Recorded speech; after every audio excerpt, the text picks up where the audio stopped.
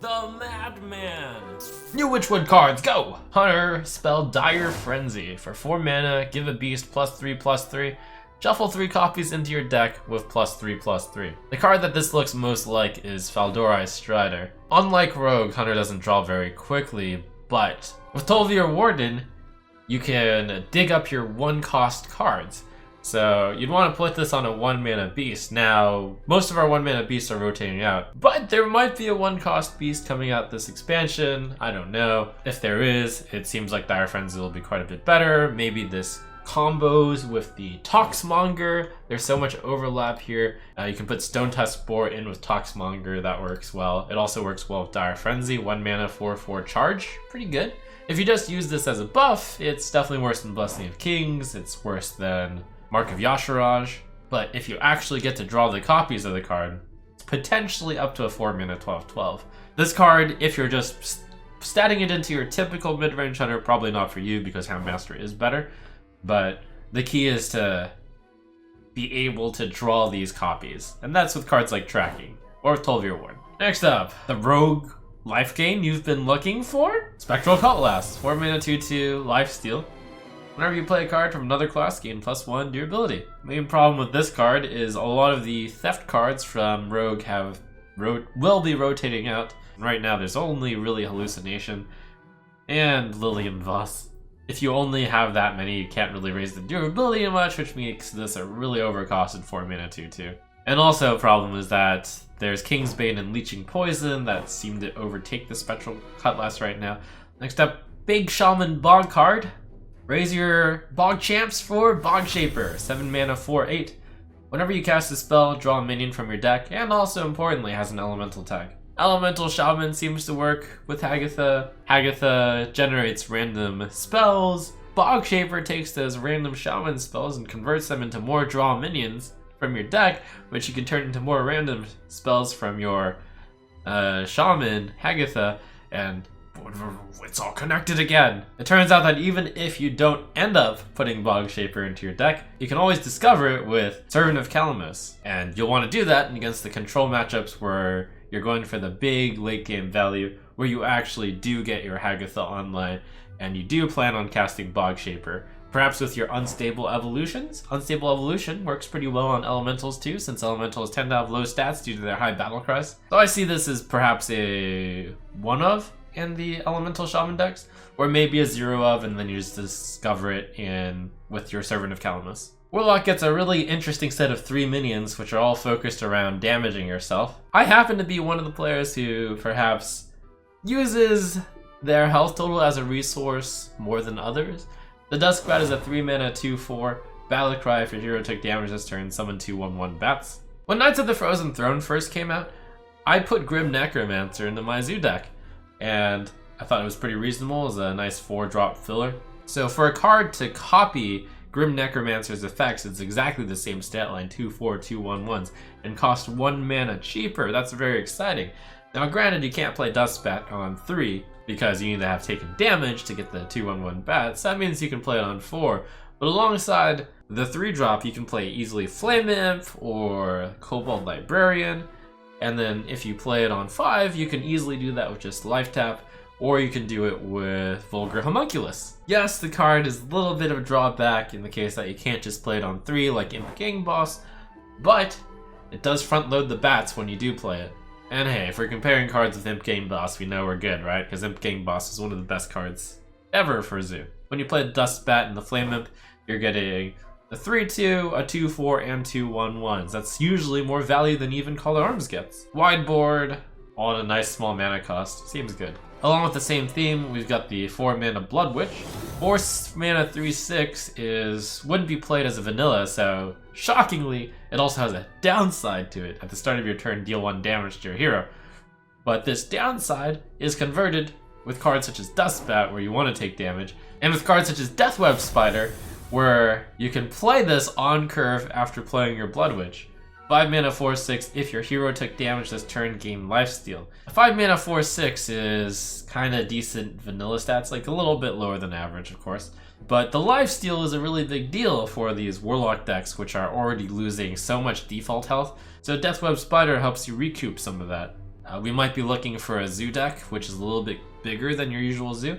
And of course, this general theme of putting in so many minions that are dealing damage to yourself. Maybe you put in Hooked Reaver, the good old 4-mana 7/7, which hasn't really seen play because it's a demon. Maybe you even put in the Blood Witch. Personally, I don't think so, but maybe. People have compared the Deathweb Spider to Bloodworm and said, this is just the same cost as Bloodworm, it only has +2 health for a conditional lifesteal sometimes.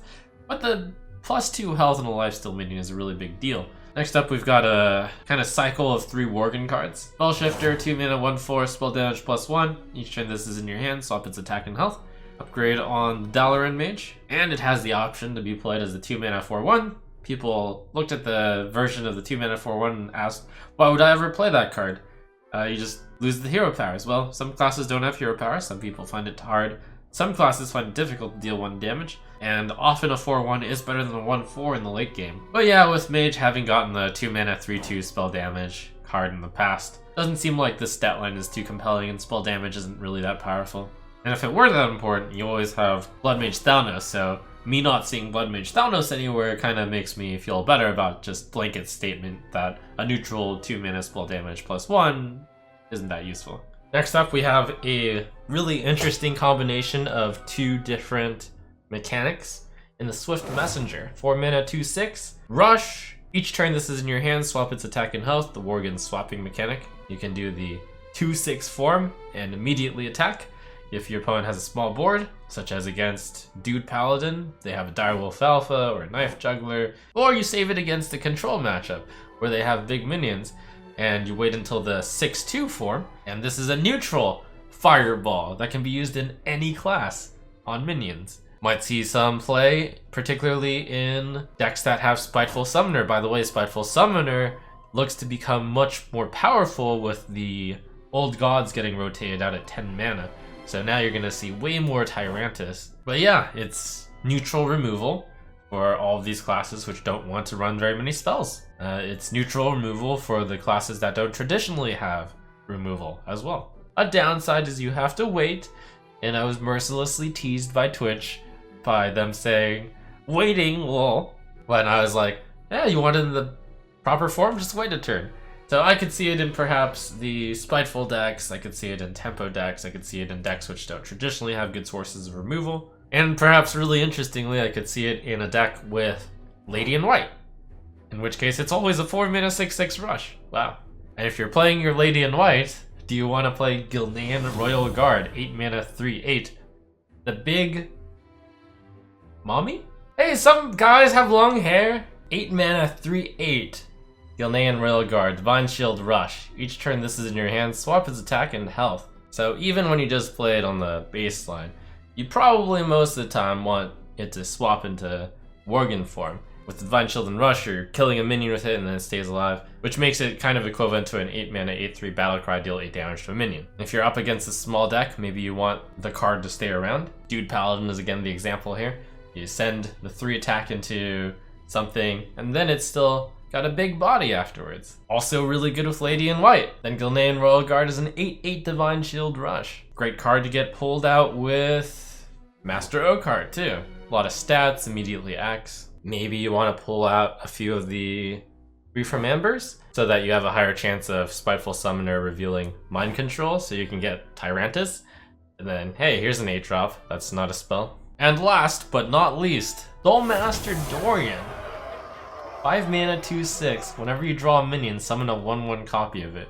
Touted as the Barnes replacement, I think it's very important to realize that this is nothing like Barnes, because Barnes on turn 4 can come down, and you usually use Barnes in order to put something big into your Resurrect pool. Whereas Duelmaster Dorian cannot really come out on turn 4 because it costs 5, and can't even come out on turn 5 because your opponent will just kill it, and you're not even guaranteed a draw. Dorian is comboing with cards that search for minions in your deck, and pretty much all of those cost a lot of total mana. So I think the easiest thing to do is to go down the list on why all of those combos don't seem particularly good. Starting with the most popular one of Duelmaster Dorian plus Sense Demons.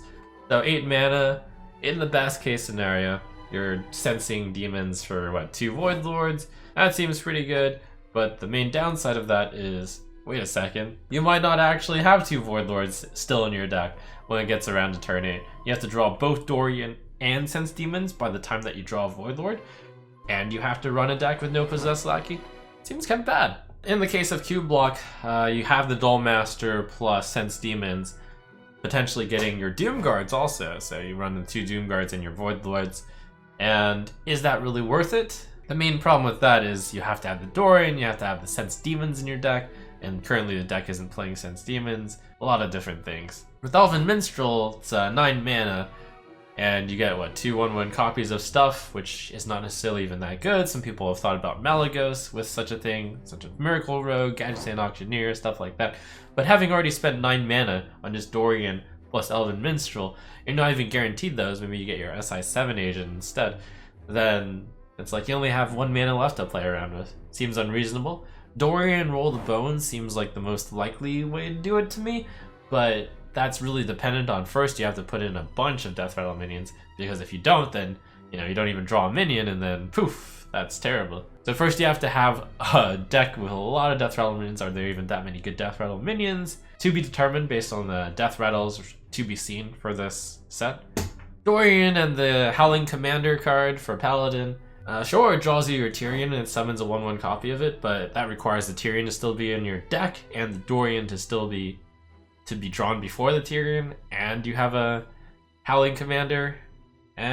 It seems to me like all of these situations, and there are a lot more situations, are kind of rough, which is why Dorian is nothing like Barnes. Barnes playable on 4, Dorian only really playable on 7+ with Roll the Bones, 8+ usually. That's why I think Dorian maybe tracking is the best, but then you have to rely on tracking actually hitting one of those cards. So a very interesting card. Probably will have absolutely no overlap with Barnes in the case that Barnes is trying to get you big stuff into the graveyard to resurrect, but Dorian will do so way too slowly. So Dorian is used in some sort of other combo deck. So there you have it, a lot of interesting cards in this particular reveal. Very controversially rated cards. Now, I think the one thing we can agree on is that Spiteful Summoner is going to be absolutely insane. Tune in next time for more card reveals.